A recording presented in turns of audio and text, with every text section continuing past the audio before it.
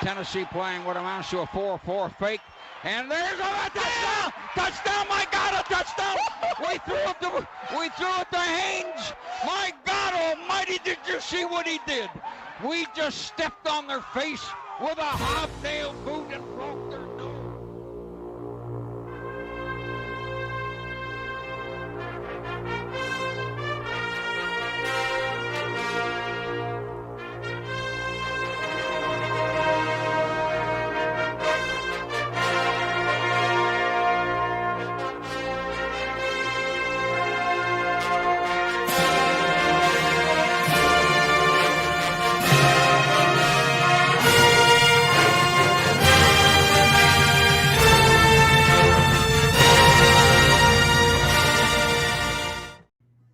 Welcome back to the DGD podcast, your podcast for all of the DGDs out there. This is your host, Robert Reynolds, and boy, do we got a lot to cover today.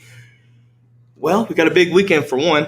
Looking at the upcoming official visits, it is IMG weekend, guys, and that means a plethora of big names. Keon Sabb, Kamari Wilson, Tyler Booker, Dalen Everett.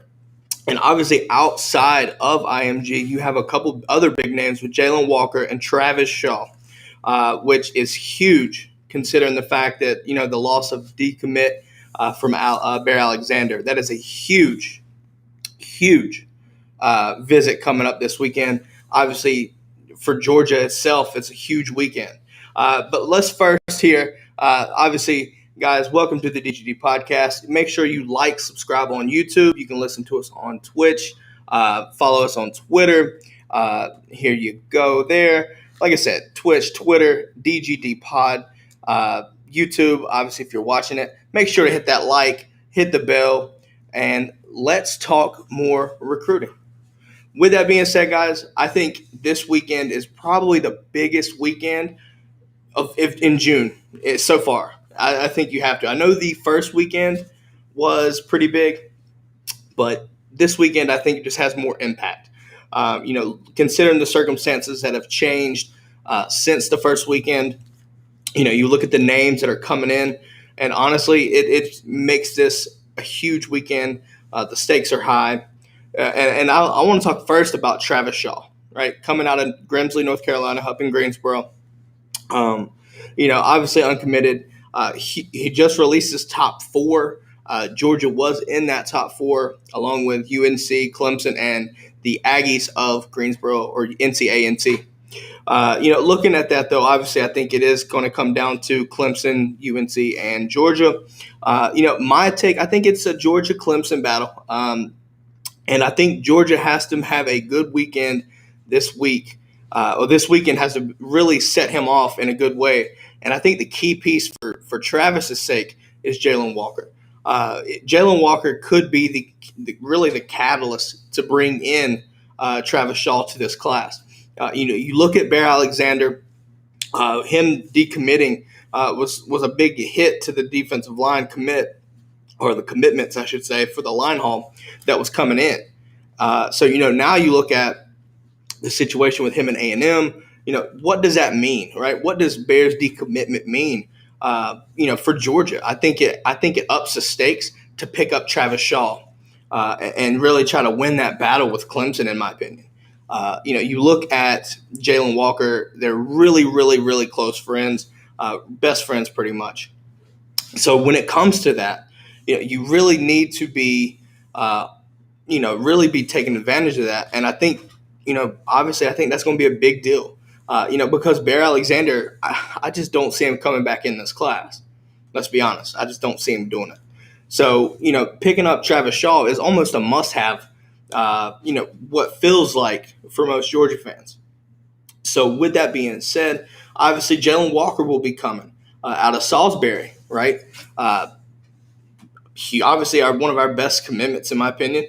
Love what he does at the linebacker position. Won a state title. Really, both of them won a state title, I should say. But, got that coach's son, so he's got the demeanor there. It's going to be a big factor for Travis Shaw's recruitment. Jalen Walker not committing him, but recruiting him, obviously being close friends. So obviously those two are going to come down on their official. Uh, Personally, I think Jalen stays with. I think he stays with Georgia. And I really think that depending on how this weekend goes, you could really see the momentum change for Travis Shaw. Obviously, if you look at the 24/7, Clemson is favored there 100% of the crystal balls. If you take that into context, but I don't. I'm not going to count Georgia out on this one. I just think he's Georgia's too firmly entrenched to really basically say that he's going to Clemson. I just don't see that right now. And let's be honest, September 4th could come down to the make or break situation. I'm not saying it will, but it definitely could play a part in his recruitment if he decides to go past September 4th. Obviously, let's talk about the biggest group, and that's the IMG group. And IMG, guys, if you're not familiar with what's going on right now, IMG is absolutely loaded this year. Elite talent, top tier elite talent, all hailing down there in Bradenton, Florida. And a huge group of them are coming up to Georgia this weekend on their official visits. Like I said to begin the show, you have Keon Sabb, Kamari Wilson, Dalen Everett, and Tyler Booker, just to name the group that Georgia's really pushing the hardest for.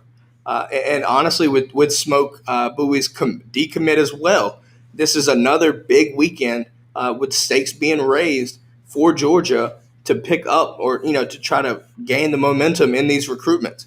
Obviously, Kamari Wilson, I think, is going to be a dog. I think he will be. It's just a matter of time. But you also have to work on Keon Sabb, and you have to work on Dalen Everett potentially. Right, I've talked on this before with Brooks Austin in a previous show. You look at the DB class, right? It's a deep class along with the D-line class, so you have to take that into context with who to pick up. Right? Georgia's in the mix with a lot of people. So with that being said, you got to make sure you pick the right ones. Obviously, Smoke leaves. I don't think he comes back into the class. So I think you really need to try to push for Keon Sabb and Kamari Wilson. But, you can't forget about Dalen Everett, top 50 cornerback as well. Where does Georgia stand with Dalen? Who knows? I think they're interested in him for sure. You kind of have to be if he's, you would think with him being top 50. So with that being said, this is going to be a big deal. But then you go to the offensive line where you have Tyler Booker, and there's only, this class isn't that deep. But you look at the situation where Georgia probably takes maybe one or two offensive linemen, and you kind of have to put Tyler Booker there as one of the guy that would really make a good addition to the class for Georgia. So obviously it's going to be a big press there for picking him up.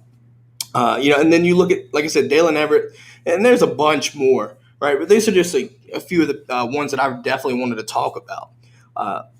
When it comes to this weekend. And that's kind of why it's so important, right? That's why it's very important. And really, I think Georgia is going to be fine, right? You have the new facility, which in my opinion is amazing kids, right? It's blowing kids away.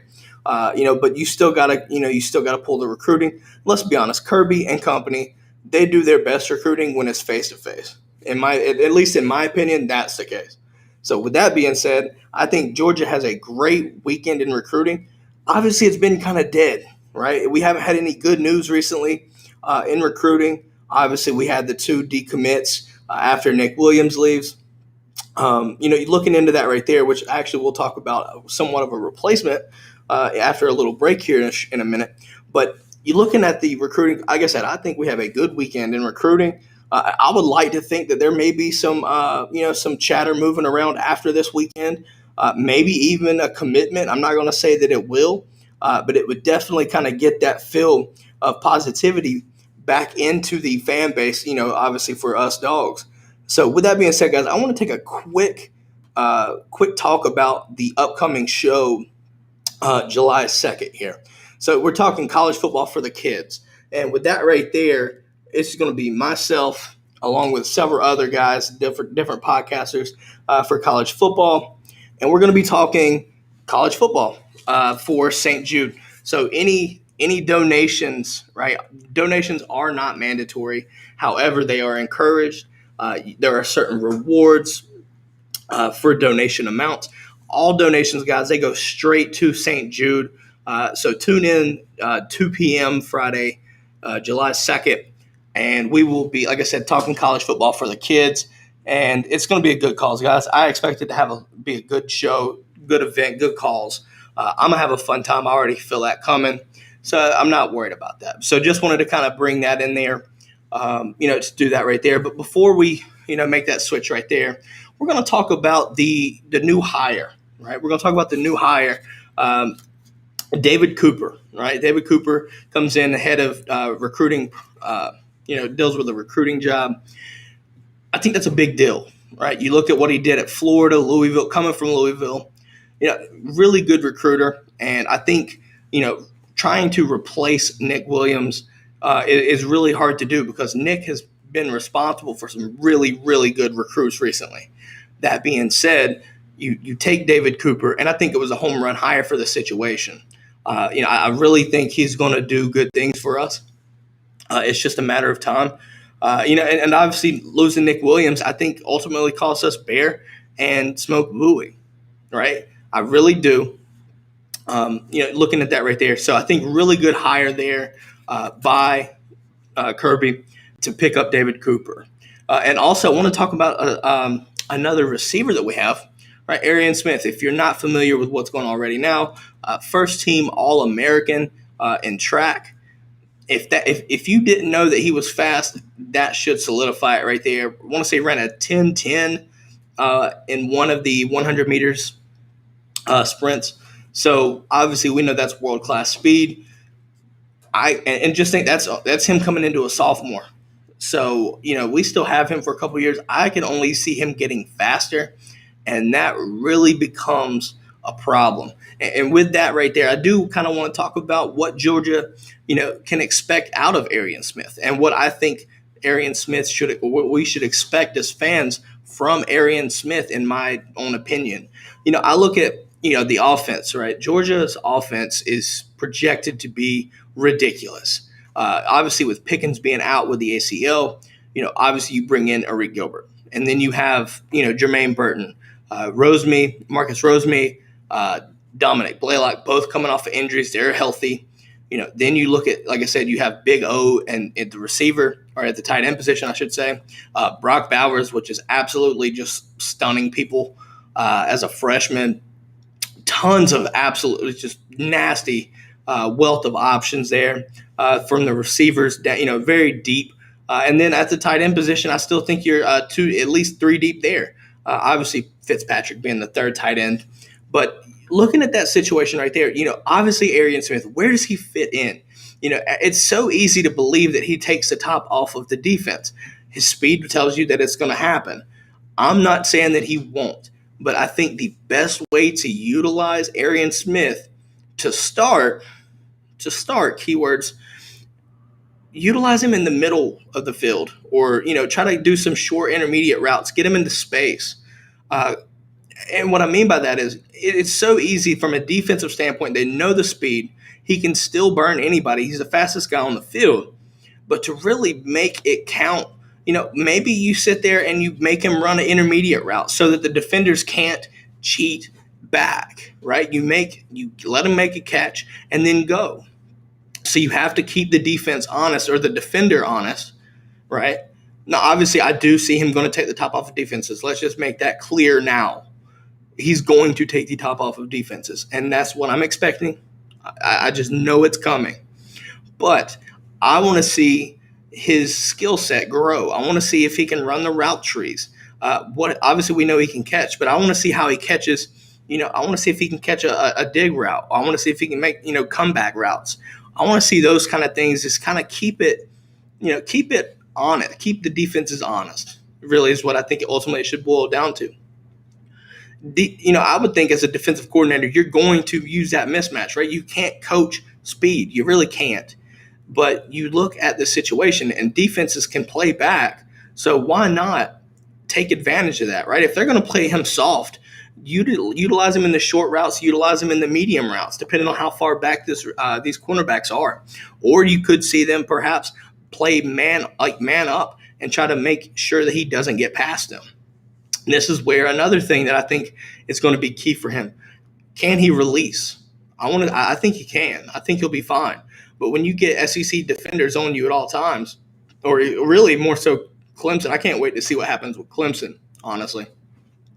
Put him against a Clemson defender. See if he can get past him. And if he can, I think it's 6. I think there's no question unless you have a safety helping over the top. But then that opens up, obviously we opened up the can of worms called, Darnell, Arik Gilbert, Jermaine Burton. The list goes on, right? So that's just one piece there. I expect, my expectations, I see him scoring touchdowns. I think you see long touchdowns. And I think Todd Monken is just having a field day watching him run 10-10s in the 100. That's scaring defensive coordinators right now. It has to. It really has to. So with that being said, obviously, like I said, that's world-class speed. So you're going to utilize it, right? You just have to utilize it. I hope that I do see a mixture of routes from him, though. I really want to see that. You know what I mean? It's just something that I really am looking forward to just because I want to see him grow as a true receiver. Obviously, you look in guys in the NFL, with blazing speed like that. Tyreek Hill comes to mind. Mecole, I think he's faster than Mecole. But I want to see these guys catch, I want to see Arian specifically make sure that he can catch these intermediate routes, run these routes, good catching traffic. Releasing off the ball, releasing from a defender, those things right there are what's going to make him money in the NFL. Not obviously, it's going to help him make more money, I should say, because we know NFL values speed, and he has all of it and then some. Just completely honest. All right. Anyways, talking enough about Arian Smith, I want to kind of talk about September 4th. I think, in my opinion, here, this is the biggest game that we've had since 2019, Notre Dame, in my opinion. The stakes, and the reason why I say that is because it's a national title game to start the season. It's not your SEC championship game, first game of the season, neutral site game, playoff fill, playoff stakes. It's just to me, it's bigger than your SEC championship game in 2019. Obviously LSU kind of just waxed us that year. It is what it is, guys. But September 4th, obviously everybody knows. Obviously DJ Uiagalelei, I hope I said that right, will be their quarterback. Obviously Trevor Lawrence is gone. Travis Etienne is gone. Lots of talent along the offensive line is gone for Clemson. And I've talked in the past about Clemson, but I'm telling you right now, if you're watching the show or listening in, do not sleep on the receivers that they have with DJ Uiagalelei. I'm telling you right now, he has an absolute cannon, and he will tear your defense apart. Ultimately, guys, and I think I don't want to repeat myself over and over again. The game will be won between the line, or really whoever wins the line of scrimmage, I should say, really, because let's be honest, their front seven is just as scary, if not scarier than Georgia's. And I've even went on to say that I think I would take Clemson's D-line over ours entirely. But I do have to have Jordan Davis. I'm sorry, I just need him. But you look at guys like Brzee, Myles Murphy. Those two guys are going to wreak havoc. They are really going to be problem. Really, they're going to be a problem, both of them. And you're going to see that along the front seven. Remember, guys, they returned a lot of starters on the defense. Obviously, we get Darion Kendrick. So that's one of their starters that they lost. Obviously, we gained that. Obviously, and we've got a lot of guys coming back as well. We do lose Azeez, which is going to be really a blow to me. I think that's what's going to happen. So you sit there, you lose Azeez, you lose Jermaine, you lose starter in Tyrique Stevenson, and then you lose your secondary with Stokes, Tyson Campbell, DJ Daniel, company right there, Richard LeCounte. So you sit there, you lose all that talent, but we gained it back, right? Everybody knows what's by now. You add Tyke Smith, which probably will play the star. Keely Ringo comes back healthy. Obviously didn't play last year. Toward the end, maybe I think a little bit, maybe. So you look into that right there, and it's going to be interesting. It really will be interesting to me how it works, how our defense works. Do we obviously? I think we rely on our front seven more, especially against Clemson. I really think so. But after that, our schedule opens up, guys. Our schedule opens up to where we should be overpowering guys. And honestly, I think that's where it helps out our defense, really our secondary. With obviously you add Darian Kendrick, so that adds some more experience there with Tyke. You have Chris Smith, so your safeties I think are locked. In regards with experience, Scenes needs to step up and be that leader. But Darian Kendrick adds that kind of feel of security there, because let's be honest, before we pick him up, we're starting younger guys. I think you look at Amir Speed is the most experienced there. You look at talent there. There's a plethora of talent, but the experience is the issue. So before, now that we have Darian Kendrick, you get a guy with big game experience, won a national title with Clemson, and he brings that experience, and it kind of shores up your issue in the secondary. But you still got some young guys there. Who's going to start beside of him? Is it Keely Ringo? Is it Amir Speed? We know how Kirby is. Kirby loves his experience. He values it a lot. With that being said, does Amir Speed start? I think if I had to choose now, I would like to think that Keely starts. I just think that that's the case. He's just the most talented. I think he's a true lockdown corner. I'm not knocking Amir Speed. I'm not knocking Kimber. I'm not knocking any of the other guys.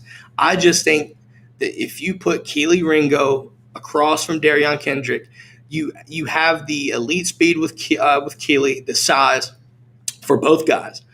That becomes a true problem for these receivers. And let's be honest, September 4th is going to be a problem because Nada and Justin Ross, if he plays, I'm telling you, that is an offense that is ready to go. They always have one in the chamber, and they can get you at any point. Doesn't matter. I think when you look at Clemson, though, the one question that I have is their running back room. You lose ETN. DeMarcus Bowman, former 5-star transfers out of the program, goes to Florida. So you really bring in Will Shipley, and you look at really their depth chart, and you start to question maybe that could be a question mark for them. But I'm not going to say that that's the biggest question mark. I think losing the offensive line, you take the offensive line that they lose, the guys get drafted, you really question how they fill those roles. I'm not saying they won't. It's Clemson. I think they'll be fine. But can they handle Georgia's defensive front seven? That's the question, right? You lose tackles. I think you lost a guard. So is this a situation where Jordan Davis and Devontae Wyatt just create a bunch of problems? I think that's a very good possibility, depending on the obviously lack of experience that they'll be having. Now, it's the same situation for Georgia. We lose. The biggest question for us is left tackle right now. Who is our left tackle? And obviously Clemson is not the way to answer your biggest question, especially in that position. So I think what's going to happen is you put Sawyer out at left tackle for this game, at least. You kind of have to. If you don't, you can sit there and wish your hopes for winning that game goodbye, because they have so much talent along that line. They're going, if your left tackle starts having problems, it's going to be a long night for JT Daniels. And honestly, that's not a successful recipe to win games. So, like I said, Clemson is the key right here. You play the most experienced guys. And then after that, you're kind of able to sit there and take and let kids grow. I think you look at Mims. Now, obviously, it depends on how things go. If maybe Tate Rattlers is at right guard, if he's doing that right there, you can push guys out or whatever the case may be. I think after Clemson, you sit there and you start to see rearrangement for the offensive line, and I think you start to see guys fit back into their more natural positions. And when that happens, that's, in my opinion, is what's going to be the catalyst for us making a push for the playoffs, because that chemistry and guys fitting in their best positions. You could look at, obviously, Erickson and other guys like that, but who's to say that Cedric Von Granger might not make a huge jump there? There's a good possibility. I look at his talent for Cedric Von Pran. Kid is going to be a great player, in my opinion. I think he is going to be great. Especially super smart, and that's what you need along the center. If you watch him take reps, you see that already. So you know it's there. It's just a matter of can he win out? Obviously I think Erickson is set to be the one right there, but who knows? Right, you still have summer camp, you still got fall camps. And Cedric looked good, in my opinion, on G-Day. He really did. So with that being said right there, I think the question is, and it ties back to what I said earlier, who wins Georgia? Who wins this game? And I think that's Georgia. You take a look at the roster makeup. I just think that we are deeper, more deep where places where it matters. I think you look at the D line, right? You look at their front seven, and it is great, guys. It really is. But after that, you really have questions at, we look at, Devontae Wyatt Davis, and whether you play Adam Anderson, Nolan Smith, or you put in Trayvon Walker, Jalen Carter, there's so many options there, and we're so deep along that defensive line that we can sit there and manage rotation. I think we can handle it better, I should say. The key there, though, is how we use our linebackers and our edge rushers, right? Does our linebackers consist of Adam Anderson and Nolan Smith, or do you see more, Channing Tindalls, Quay Walkers? I think you're going to see more playing time for Tindall and Walker. But they got to step up, and really you look at last year, and I think they did. But you're still going to have to make another step up in level of play. And obviously, guys, in the middle, I think it's solid. You look at Nakobe Dean. He led the team in tackles in 2020. There's a good chance that he could do it again this year. We'll see how that plays out, obviously. But after that, you look at guys who's going to take over the middle linebacking room, right? Who's going to do that? Could you see Mondon? Could you see, I think Sorey, even though he's probably outside, or do you see a guy like Chaz Chambliss? Let's be honest. Chaz Chambliss is a workaholic. The mentality of that kid is going to send him a long way. I hope he gets a good chance down the road to make an impact in the linebacking room. I really do. But I also think you're going to see a huge impact from him on special teams. I genuinely think that you're going to see him make his name in special teams. Kid is relentless and literally is the workout machine. But on that note, though, guys, you look at obviously what we talked about here. Obviously a huge recruiting weekend upcoming. I hope that we get some good news soon. I'm not saying that it's going to happen, but if I had to feel something coming, maybe Kamari Wilson just shuts it down. Maybe he's so impressed that he just shuts it down and commits to Georgia. Like I said, that may just be a little bit of a hot take for me, but one can dream, right? Obviously, like I said, back Arian Smith, All-American. I know that was somewhat recent since the last episode. So wanted to make sure that we understand you're talking world-class speed, and he's only going to get faster. And then obviously David Cooper coming in. I think right now that's a great hire, but I want to see what exactly he can do for Georgia when it comes to recruiting. So keep a lookout for the recruiting. That is all we have for today's episode, guys. I know it's not typically on your normal Friday, but next Friday we'll be back talking more Georgia football. Guys, on that note, though, remember, make sure if you're watching this on YouTube, if you're watching the live show, make sure you go like, subscribe, ring the bell for notifications so you know when we're coming on the show. Twitch, make sure you follow there. Facebook. You can check it out. Facebook. Check out the website, guys. DGDpodcast.com. That is your one-stop shop for anything and everything related to the podcast. If you have any questions, hit us up there. And for that right there, guys, I hope everybody has a good weekend, and go Dogs.